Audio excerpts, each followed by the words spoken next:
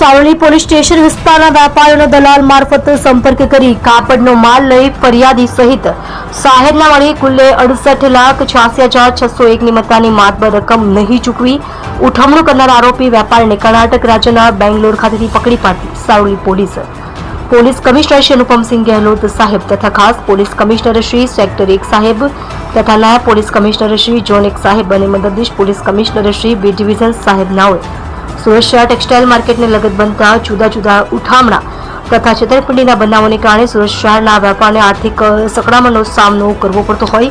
જેથી સુરત શહેર તથા અન્ય રાજ્યોમાંથી સુરત શહેરના વેપારીઓ સાથે થતી વ્યાપારિક છેતરપિંડી અંગે ત્વરિત અંગત રસ લઈ આવી પ્રવૃત્તિ સાથે સંકળાયેલ ઇસમોને પકડી પાડવા સારું આપેલ સૂચના અન્વયે સાવલી પોલીસ સ્ટેશનના પોલીસ ઇન્સ્પેક્ટર એસ.આર. વેકરિયા નાઓએ આવા બનાવો અંગે તુરંત કાર્યવાહી કરવા આપેલ માર્ગદર્શન હેઠળ Savli police station part A 2025 ઇપિકો કલમ